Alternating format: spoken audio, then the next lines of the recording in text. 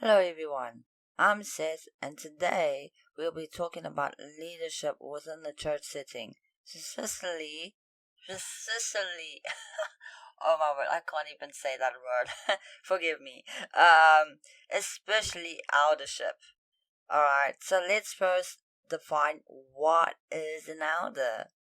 In Christianity, an elder is a person who is valued for wisdom and holds a position of responsibility and authority in a Christian group.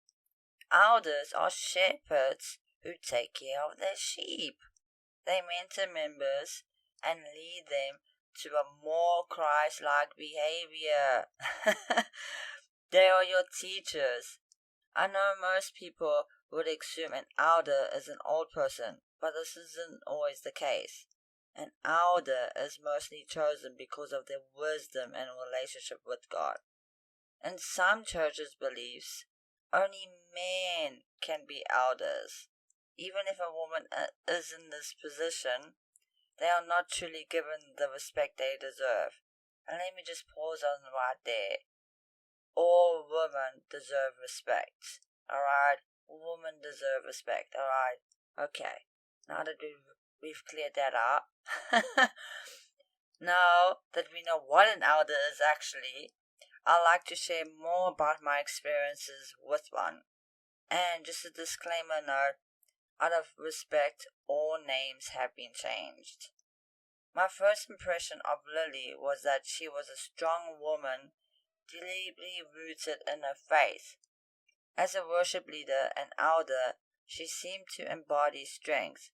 I admired her worship style and felt a sense of safety around her that I rarely experienced with others. Unlike my unusual struggles, my usual struggles with allowing people to pray for me, I found it easy to open up to her. Alright, so I'm gonna pause right here and take a little break from what is an elder, sharing more of my experiences with one, and say, as an autistic person, I do struggle with my speech. And sometimes I'm a little bit sarcastic, and I really want you to pay attention to that.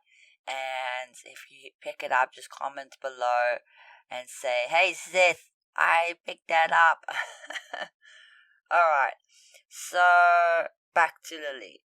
In our relationship, through I'm not quite sure what to call it, I often felt confusion. Leaders in church aren't typically your friends. They tend to focus on converting others to their beliefs.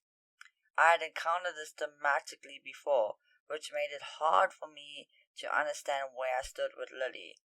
As somebody who is autistic, I need clarity, and the lack of it often led me questioning her motives, as with most leaders. And the thing about leaders within the church setting, especially elders and pastors, they are not your friends. They are trying to convert you not only to Christianity but to their beliefs, to their values and their principles. All right, and that's not what Jesus did. But anyways, there were two significant experiences I'd like to share. First, Lily encouraged me to seek professional help after an incident that happened. I'm not going to get into details of this as it's very triggering and I'm still struggling with this. But when she encouraged me to get help, it didn't sit well with the pastor or me at the time. But she was absolutely right. I needed professional help, and the right professional help. Not long after that, she decided to leave the church. I remember the day she sat me down to end our relationship. It broke my heart. If you haven't guessed already, she was the person I was talking about in my previous episodes. I had fallen in love with her. And despite my vulnerability in confessing this, she never ever judged me. That has always left a mark in my soul. the very fact she did not judge me for loving her. After I sat down, I felt abandoned and confused about why she was giving up on me. I went to the pastor, crying and revealing my feelings for her. His response was that my love for her was wrong, and he said I was being punished for it. I was also blamed for her leaving the church. But I later learned he had instructed Lily to cut ties with me. This pulled my anger towards her originally, but once I recognized she wasn't at fault and what really happened, I had to really confront my own feelings and work towards forgiveness towards myself, which was incredibly difficult. When she left church, I began questioning leadership and the circumstances surrounding me. I started researching what true leadership looks like and diving into my own identity. For the first time, I found somebody who didn't judge me for loving her, which helped me become more comfortable with my feelings for women. It was just a small part of my journey, but an important one. Much like planted seeds, I realize we often miss the unseen growth that leads to something beautiful. And I wanna rewind rewind and say this again because I feel that I've gone too fast on that. Much like planting seeds, I realize we often miss the unseen growth that leads to something beautiful. What starts as a small seed can blossom into something remarkable. I feel that she planted seeds and I've grown into something beautiful. I am a better person because of her. This is a very tiny part of our journey, but it was important to share it. Because of her, I was able to dig deeper, and my love for her helped me in so many ways. And, as an autistic person, I have to really, make that very clear that when you love somebody, that really, it changes you within. And, all my life, I was told loving women was wrong.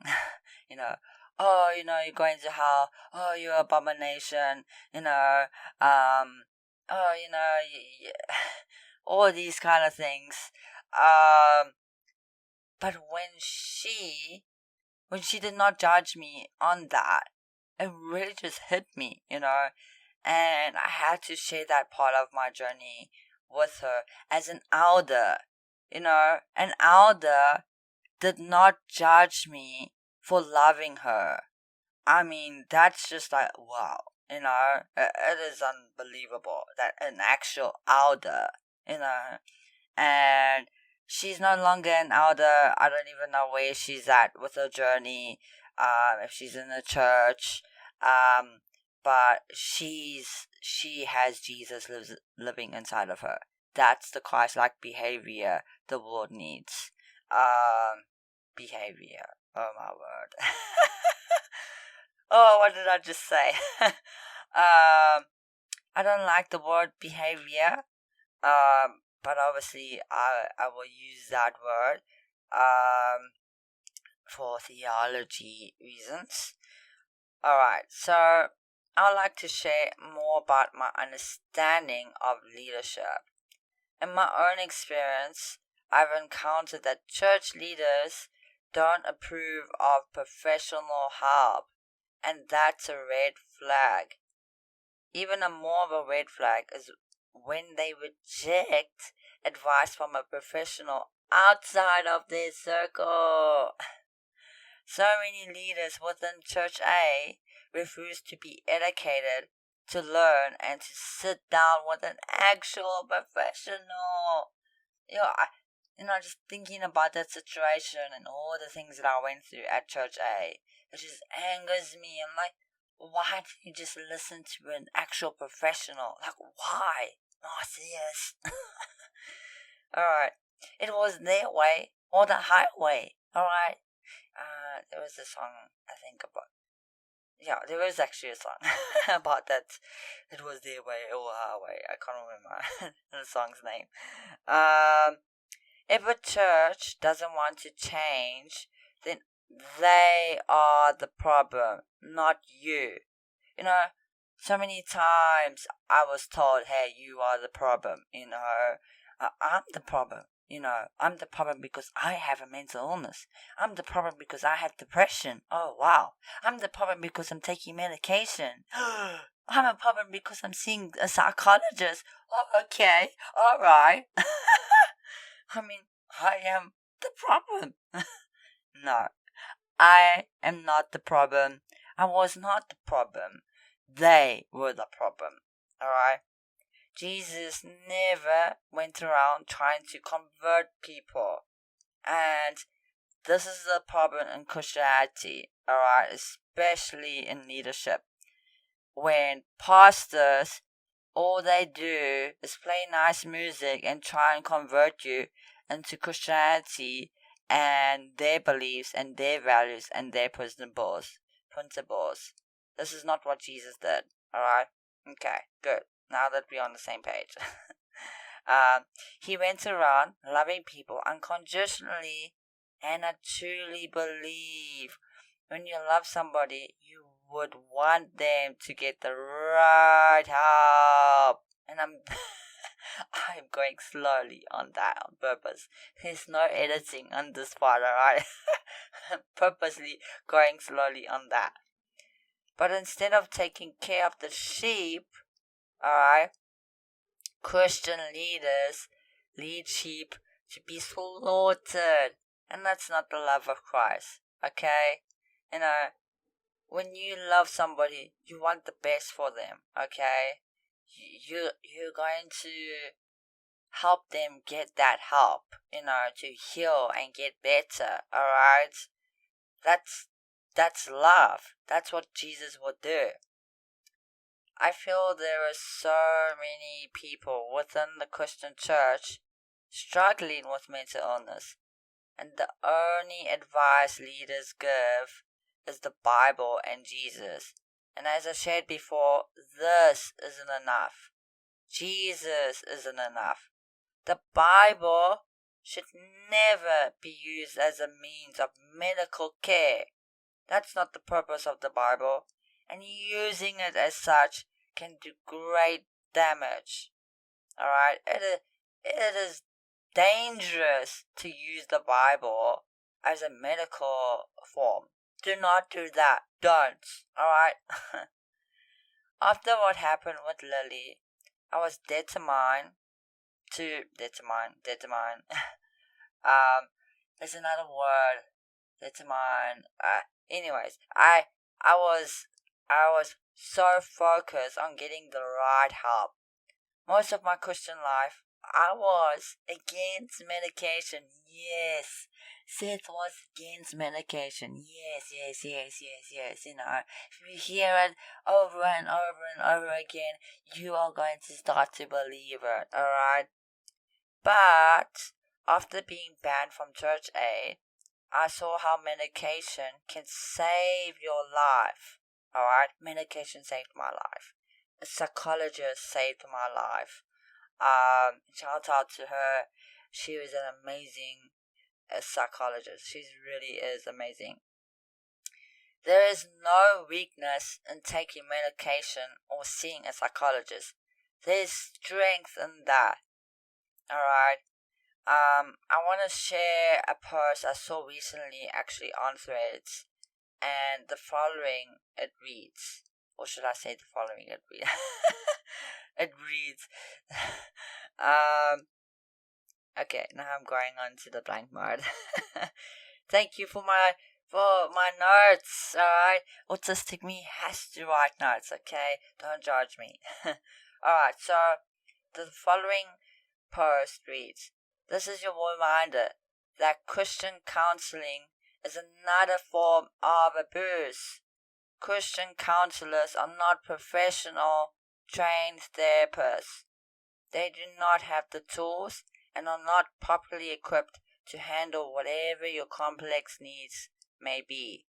Religious counselors often abuse and manipulate the people they are helping, bunny ears, quotes, by not being trauma informed or properly educated and how to deal with the various things that arise in these sessions. If in doubt, always seek a licensed therapist out. So that's what the post read. And so some of the comments in this post mentioned even a Christian licensed therapist could be more abusive, and I agree. Too many Christian leaders will do anything to get a license and then do things their way.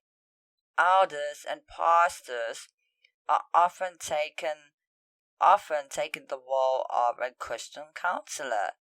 They are not counselors or psychologists and should never ever be. And there really needs to be a separation from religion and professional help. Alright? There has to be a separation, okay? Pastors and elders are not professionals. Even if they have a license, they've done the course, they are still not professionals, okay?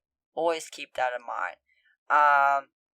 I just want to go back to the post quickly, and really just read this part out.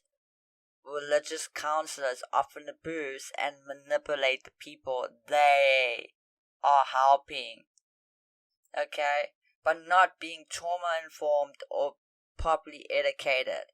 And it's really, when I was reading this, I was like, oh my word, I need to press 1,000 hearts. Where is 1,000 hearts? I need to press that.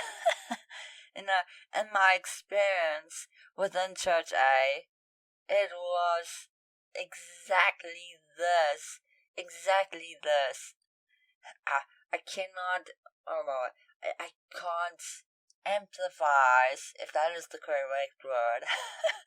I'm learning new vocabulary words, alright, to be a little bit smarter, fancier. How much this happened. They weren't properly educated. They did not want to be educated. They refused to be educated, All they cared about was this Bible, this book that was written by men, okay?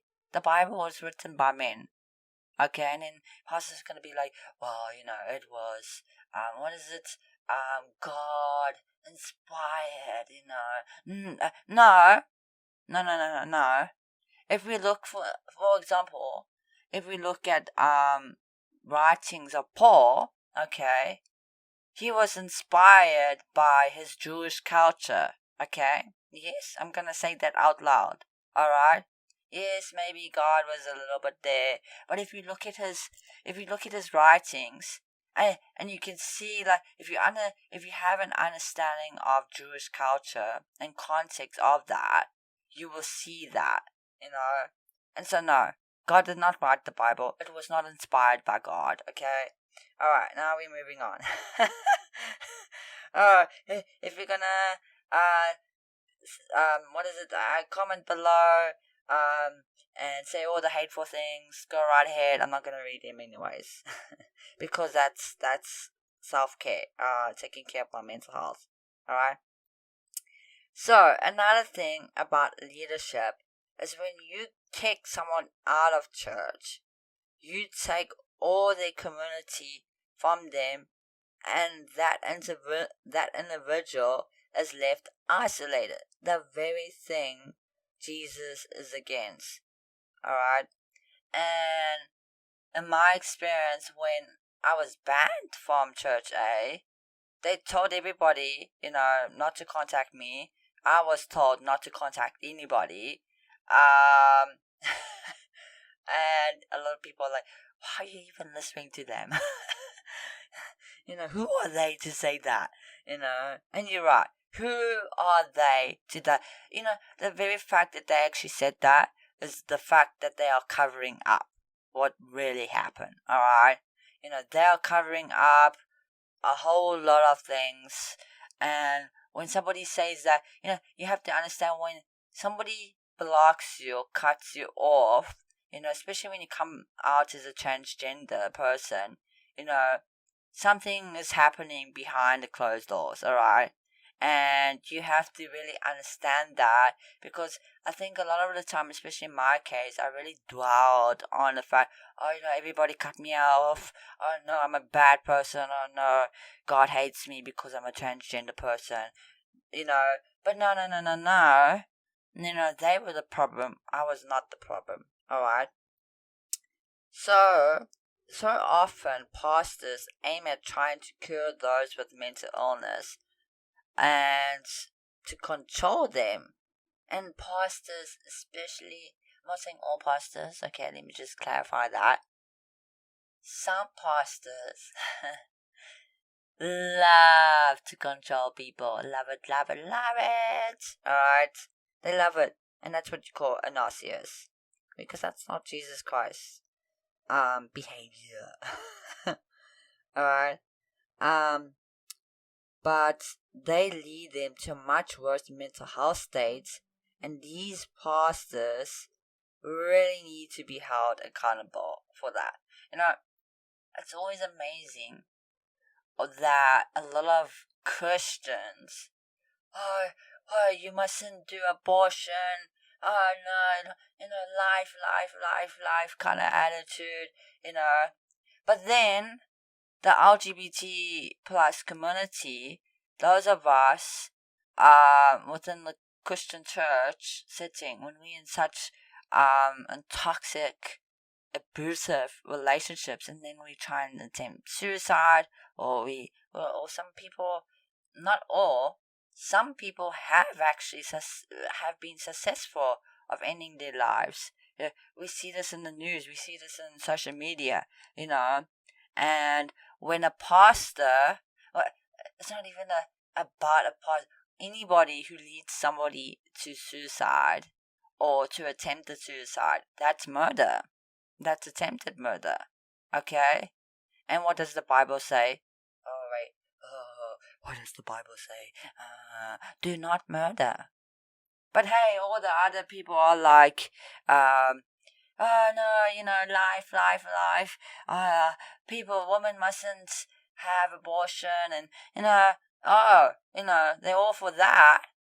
But when it comes to people trying to end their lives, they encourage that. I cannot understand that, And just a disclaimer note, okay? Very, very, to be clear, I am for abortion, alright? Nobody, and I mean nobody, has a right to tell a woman what to do with their body. Okay. Alright. So, we've come to the end of this episode. There is definitely a lot I can say about this. If I sounded a little bit all over the place, I apologize. I can get really pumped up about this. I really believe that leadership has to change. Okay, especially, excuse me. I was almost gonna yawn. I was like, oh no, I can't yawn while I'm recording. Alright, leadership within the Christian church, within the Christian community needs to change. Okay, we need to, well, not we, but Christian leaders, okay, and pastors need to separate professional help from themselves. Okay? When I say that, they are not professionals. Alright? They will never, unless they become a psychologist, great, But even then, I'm like, that's not even a pastor, a psychologist. That pastor would be dangerous, in my opinion. Okay? A lot of pastors will use psychology as a manipulation, and that's dangerous. But yes, that's a wrap for this episode. And yeah, comment below your thoughts, what you do think about what I'm thinking about. Thoughts with Seth, thoughts by Seth. I'm losing my speech right now. Comment below, and yeah, it's always encouraging to hear feedback. I've had quite a few feedback for my last 2 episodes actually, and the other thing I want to say actually with this. So my first episode, and as an autistic person, I kind of like do it on purpose. On the first episode, I started with a normal microphone, right? A normal one, and on your headphones, right? And my second episode, I started with a proper one, And this episode, I've also, a proper one, but really just, seeing from that episode to this episode and to continue episodes, my editing skills, especially my editing skills, because I'm currently living in a very noisy environment and there's only so much you can do, And then you're trying to edit it and you're like, oh, I sound like a robot, oh no. But I'm proud of myself that I was brave enough to start this, a lot of my life as an autistic person, I've been called stupid. And, I'm not stupid, especially by Christian people. And when I share these stories with you and I'm sharing my thoughts with you, this is because I wanna voice my voice, the very voice that Christian leaders have taken away from me. Okay? And I want to make a difference in this world. But anyways, I will see you in the next episode. Remember to take care of yourself. Comment below, hit that like, because the more engagement there is on my podcast, I'm not quite sure how YouTube works at the moment, but the more engagement there is, the more people will be able to see this. And don't forget to hit that subscribe button, please do. See you in the next episode. Bye.